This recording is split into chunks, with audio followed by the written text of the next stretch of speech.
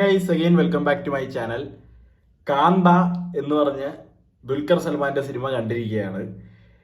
സത്യം പറഞ്ഞാൽ എനിക്ക് സിനിമ നല്ലവണ്ണം ബോധിച്ചു. 2.25 മണിക്കൂറുള്ള ഒരു സിനിമ.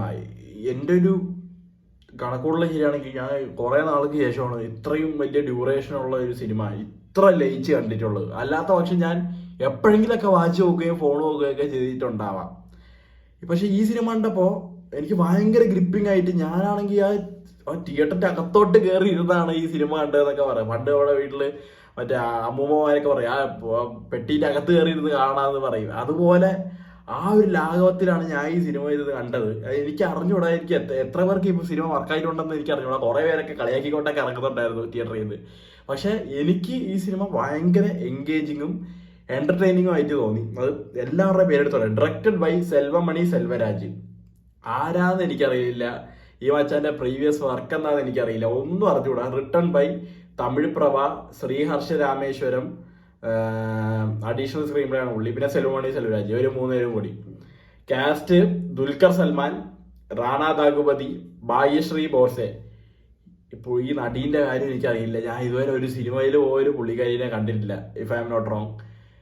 കിട്ടില്ല. പിന്നെ സമുദ്രകനി, എന്റെ ദൈവമേ, നടികർ സാർ, നിങ്ങൾ പ്യുവർ നടികർ. നിങ്ങൾ ആക്ടർ എന്നുള്ളതിനൊരു പ്രോപ്പർ വിഷ്വൽ ഡെഫിനിഷൻ വേണമെങ്കിൽ പുള്ളിന്റെ സിനിമകൾ എടുത്ത് കണ്ടാൽ മതി. ഓഫ്, എന്ത് ഒരു രക്ഷയില്ല. പിന്നെ ബിജേഷ് നാഗേഷ് എന്ന് പറഞ്ഞ് വേറെ മച്ചാണ്ട്, അങ്ങനെ കുറെ പേരുണ്ട്. പിന്നെ നമ്മുടെ മറ്റേ വിക്രത്തിലും ഒന്നാതാം കേസുകളിലൊക്കെ ഉള്ള നമ്മുടെ ഗായത്രി ദേവി, പുള്ളിക്കാരി സിനിമയിലുണ്ട്. Produced by Rana Daggubati, Saikrishna Gadwal, Sujay James, Shravan Palavarthi, Dulquer Salmaan, Prashanth Potluri, John Varghese. ഇത്രയും പേര് പ്രൊഡ്യൂസ് ചെയ്ത് ഉണ്ടാക്കിയ സിനിമയാണ്. Composer, music by Jhanu Chanthar. എടാ, ഈ മ്യൂസിക് പുള്ളിന്നാണ് ഈ IMDb കാണിച്ചിരിക്കുന്നത്. പക്ഷേ തിയേറ്ററിൽ ഞാൻ എവിടെയോ മറ്റേ background score and OST by Jakes ബിജോയിന്ന് കണ്ടായിരുന്നു. എൻ്റെ കണ്ണിന്റെ പ്രശ്നമാണോ അതോ എന്താന്ന് എനിക്കറിയില്ല. ഞാൻ IMDb നോക്കിയപ്പോൾ പുള്ളിന്റെ പേര് കാണുന്നില്ല. പക്ഷെ ഞാൻ ആ പേര് കണ്ടു. ഞാൻ ശരിക്കും കണ്ടു, ഞാനേ കണ്ടുള്ളൂ. അങ്ങനെ അവിടെ എനിക്ക് പറയാൻ. Cinematography by Danny Salo. എനിക്ക് തോന്നുന്നു ഈ സിനിമയ്ക്കകത്തുള്ള ഒരു സിനിമയുണ്ട്, അത് ചിത്രീകരിക്കാതിരിക്കുന്ന ഒരു പുള്ളിയുണ്ട്. പുള്ളിയാണോ ഇതിന്റെ സിനിമാറ്റോഗ്രാഫർ എന്ന് എനിക്ക് ചെറിയ സംശയമുണ്ട്. പേര് കണ്ടിട്ട് അങ്ങനെ തോന്നിയതാ. എഡിറ്റഡ് ബൈ ലീവൻ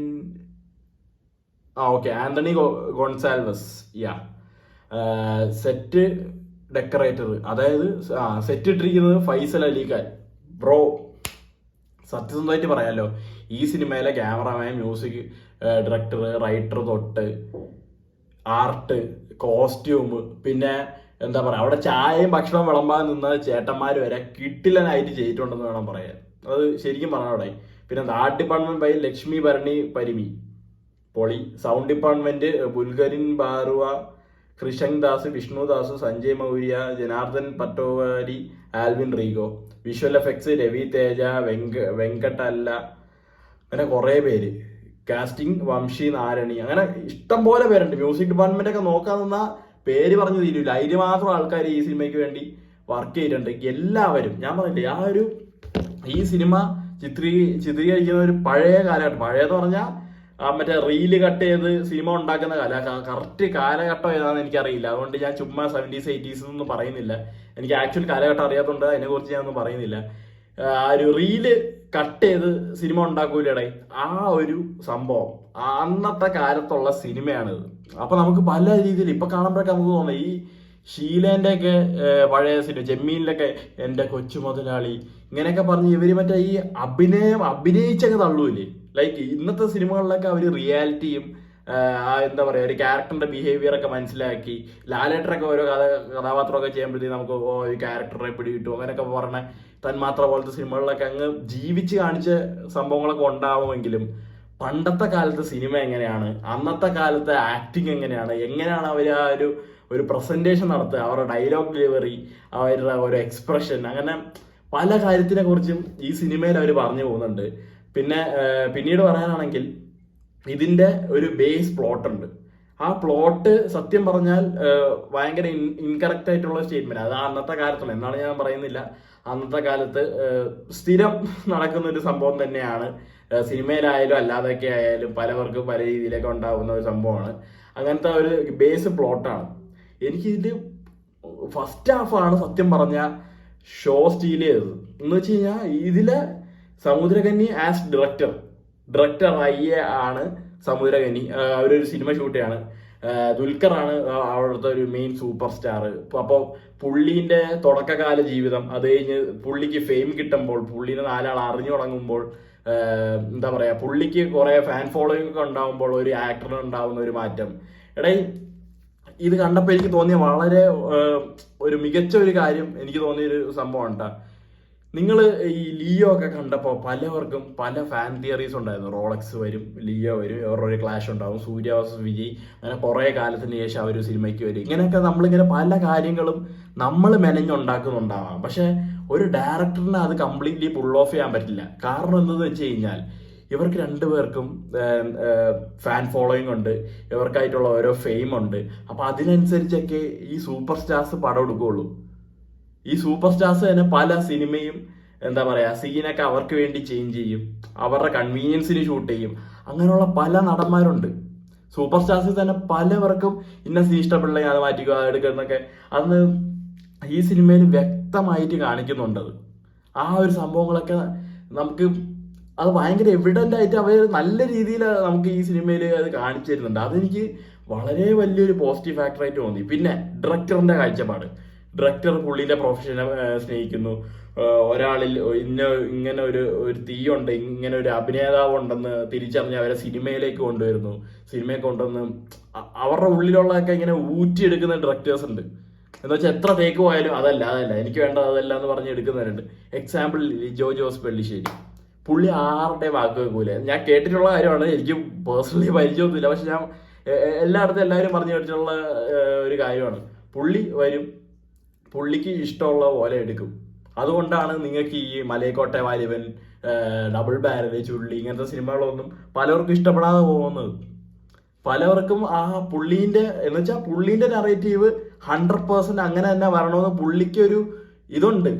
ആ ഒരു ടൈപ്പ് ഓഫ് ക്യാരക്ടറാണ് ഇതിൽ സമുദ്രകനി സാറ് ചെയ്തിരിക്കുന്നത്. അങ്ങനെ തന്നെ വിളിക്കണം. അപ്പം പുള്ളി മാസ്റ്ററാണ്, ഒന്നും പറയാനില്ല. ആ വക കാര്യങ്ങളൊക്കെ.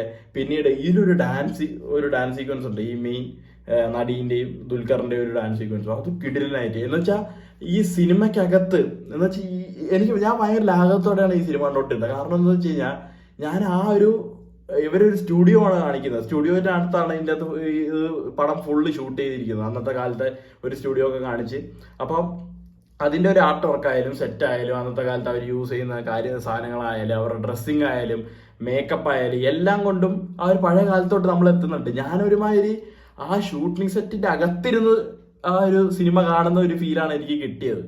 അപ്പോൾ അന്നത്തെ കാലം അവർ യൂസ് ചെയ്തിരിക്കുന്ന കുറെ എന്താ പറയാ ടെക്നോളജി എന്നല്ല, ലൈക്ക് എന്താ പറയാ അവരുടെ ഓരോരോ വൺ ഷോട്ടൊക്കെ എടുക്കുമ്പോഴത്തേക്കും അവരുടെ മൈൻഡിലുണ്ടാകുന്ന കുറെ കാര്യങ്ങളൊക്കെ ഉണ്ട്. ഇത് ഇങ്ങനെ എടുത്താൽ റെഡിയാവും. അപ്പൊ അങ്ങനെയൊക്കെ കാണിച്ചിരിക്കുന്ന കുറെ സംഭവങ്ങളൊക്കെ ഉണ്ട്. അതൊക്കെ ആ ഒരു ഡാൻസ് സീക്വൻസിൽ അടിപൊളിയായിരുന്നു.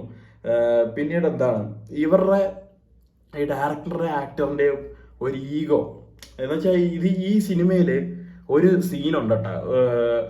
ഒന്ന് ഈ ഡയറക്ടർ എന്ന് വെച്ചാൽ പേഴ്സണൽ ഗ്രഡ്ജൊക്കെ വെച്ചിട്ട് ഈ ഡയറക്ടർ നടന് ഒരു സീൻ എക്സ്പ്ലെയിൻ ചെയ്ത് കൊടുക്കുന്ന ഒരു സംഭവമുണ്ട്.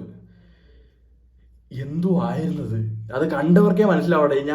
എനിക്ക് പറഞ്ഞു ഫലിപ്പിക്കാൻ അറിയില്ല. അതെങ്ങനെ പറഞ്ഞു ഫലിപ്പിക്കണമെന്ന് എനിക്ക് ഉണ്ടായ എക്സ്പീരിയൻസ് എനിക്ക് ഭയങ്കര ലിമിറ്റഡ് വേർഡ്സിലേ എനിക്ക് എക്സ്പ്രസ് ചെയ്യാൻ പറ്റുള്ളൂ. പക്ഷെ നിങ്ങളത് കണ്ടു നോക്കണം. അത് അടിപൊളിയായിട്ട് പുള്ളീന്റെ പേഴ്സണൽ ഗ്രഡ്ജ്, ആ ഒരു വിദ്വേഷം, പുള്ളീനോടുള്ള ദേഷ്യം എല്ലാം കൊണ്ട് ഒരു സീൻ തെളിയിച്ച് എന്ന് വെച്ചാൽ നിങ്ങൾ ഇങ്ങനത്തെ ഒരു സീനാണ് കാണിക്കേണ്ടതെന്ന് പുള്ളി ഒരുമാതിരി സീരിയസ് ആയിട്ട് ഡ്രമാറ്റൈസ് ചെയ്യുന്ന ഒരു സംഭവമുണ്ട്. അത് അടിപൊളി സീനായിരുന്നു. ആ ഒരു ഈഗോ കോൺഫ്ലിക്റ്റ് ആയാലും അങ്ങനത്തെ കുറെ കാര്യങ്ങളുണ്ടല്ലോ. അങ്ങനെയൊക്കെ എനിക്ക് സത്യം പറഞ്ഞാൽ ഈ 2.25 മണിക്കൂർ ഫസ്റ്റ് ഹാഫ് ഫുള്ള് ഈ ഒരു ബേസ് പ്ലോട്ട് അതെന്നാണ് ഞാൻ പറയുന്നില്ല അതിനെക്കുറിച്ച്, പിന്നെ അവരുടെ ഷൂട്ടിങ്, ഇവർ ഇപ്പോൾ ഡയറക്ടർ ആക്ടർ തമ്മിലുള്ള ഒരു ഗ്രഡ്ജ്, അങ്ങനത്തെ പല കാര്യങ്ങളും പറഞ്ഞു പോകുന്നുണ്ട്. സെക്കൻഡ് ഹാഫ് വരുമ്പോൾ റാണ ദാഗുപതി ഷോയാണ് കുറേ ഇടത്തൊക്കെ. കാരണം ചിലയിടത്തൊക്കെ ഒന്ന് പടം നമ്മൾ സ്ക്രീൻ പ്ലേ ഉണ്ടാവണേ വരുമ്പോൾ മച്ചാനൊരു ബാങ്ങറും പൊട്ടിച്ചുകൊണ്ടങ്ങ് വരും. ആ വക ഒരു സംഭവം. പുള്ളി ഒരു പോലീസുകാരനായിട്ടാണ്, അപ്പോൾ അതിൻ്റെതായ ഒരു സംഭവമൊക്കെ പുള്ളിക്കുണ്ട്. നല്ല രസമായിട്ട് കിട്ടിനായിട്ട് തന്നെ ഈ സിനിമ ക്രാഫ്റ്റ് ചെയ്തിട്ടുണ്ട്, നല്ല രീതിക്ക് എക്സിക്യൂട്ട് ചെയ്തിട്ടുണ്ടെന്നാണ് എൻ്റെ ഒരു അഭിപ്രായം. നിങ്ങൾ സിനിമ കണ്ടിട്ട് തീരുമാനിക്കുക എന്ന് മാത്രമേ എനിക്ക് പറയുള്ളൂ. കാരണം ഞാൻ പറഞ്ഞില്ലേ, തിയേറ്ററിൽ നിന്ന് ഇറങ്ങിയപ്പോൾ ഞാൻ എന്ത് അടിപൊളി പടോടെ എന്ന് പറഞ്ഞ് ഇങ്ങനെ ഇറങ്ങുമ്പോൾ കുറേ എണ്ണമൊക്കെ പടത്തിൻ്റെ ഊക്കിക്കൊണ്ട് പോകുന്നുണ്ടായിരുന്നു. അപ്പോൾ എല്ലാവർക്കും ഉള്ള ഒരു പടമല്ല. പക്ഷേ ദുൽഖറിൻ്റെ കഥാപാത്രമാണെങ്കിൽ എനിക്ക് സത്യം പറഞ്ഞാൽ ദുൽഖറിനെ ഭയങ്കര ഇഷ്ടമാണ്, അതേപോലെ ഭയങ്കര ദേഷ്യമാണ് ദുൽഖറിൻ്റെ അടുത്ത്. കാര്യം എന്തെന്ന് വെച്ച് കഴിഞ്ഞാൽ പുള്ളി ബാക്കിയുള്ള ഇൻഡസ്ട്രിക്കൊക്കെ വേണ്ടി നല്ല നല്ല സിനിമകൾ ഉണ്ടാക്കി കൊടുക്കുമ്പോൾ മലയാള ഇൻഡസ്ട്രിയിലേക്ക് പുള്ളി തിരിച്ചു വരുന്നുണ്ട്. അഫ്കോഴ്സ് ഇന്ന് ഹാസ്യദായത്ത് പടത്തിൽ പുള്ളി വരുന്നുണ്ട്. ഐ ആം ഗെയിം എന്ന് പറഞ്ഞ സിനിമയും കൊണ്ട് പുള്ളി ഒരു നല്ലൊരു ട്രീറ്റ് ആയിരിക്കും നമുക്ക് വിചാരിക്കാം. അങ്ങനത്തെ നല്ലൊരു പടം കൊണ്ട് വരുന്നുണ്ട്. പക്ഷെ കൺസിസ്റ്റന്റ് ആയിട്ട് മലയാളത്തിൽ പടം ചെയ്യുന്നില്ല പുള്ളി. ഓക്കെ ഫൈൻ, എല്ലാവർക്കും ഉള്ള സംഭവമാണ്. അപ്പൊ ലോകയിൽ നീ കണ്ടില്ലടെ, ലോക പുള്ളിയുടെ ജീവിതത്തിൽ എടുത്തതിൽ വൺ ഓഫ് ദി ഗ്രേറ്റസ്റ്റ് ഡിസിഷനാണ് ലോക. അതിന്റെ സംഭവങ്ങളൊക്കെ വരും. പക്ഷെ അതല്ല, എൻ്റെ ബാല്യകാലത്ത് ഞാൻ കണ്ടിരുന്ന ഒരു ദുൽഖറുണ്ട്. ഇപ്പോൾ ഈ വിക്രമാദിത്യൻ, ബാംഗ്ലൂർ ഡേയ്സ്, ഉസ്താദ് ഹോട്ടൽ, ചാർലി, ഇങ്ങനത്തെ സിനിമകളിലൊക്കെ കണ്ടിരുന്ന ഒരു ദുൽഖറിന്റെ ഒരു ഇമേജ് എൻ്റെ മനസ്സിൽ ഇപ്പോഴും പതിഞ്ഞിരിക്കുക. അത് ഒരു രീതിയിലും വേറെ ഏതൊരു സിനിമ വന്നാലും എനിക്ക് അതിനെ മാറ്റിമറിക്കാനൊന്നും പറ്റൂലേ. അത്രയ്ക്ക് ഇഷ്ടമായിരുന്നു എനിക്ക്. ആ ഒരു ഭയങ്കര ഒരു എന്താ പറയാ, ഒരു ചാംനെസ്സും പുള്ളിന്റെ ഓരോരോ കാര്യങ്ങളാണെങ്കിൽ ഞാൻ ഇപ്പോഴും ഇരുന്ന് കാണുന്ന സിനിമകളാണ് ഈ വിക്രമാദിത്യനും ചാർലിയൊക്കെ. അപ്പോൾ അതാണ് എനിക്ക് DQവിനോടുള്ള ഒരു അട്രാക്ഷൻ.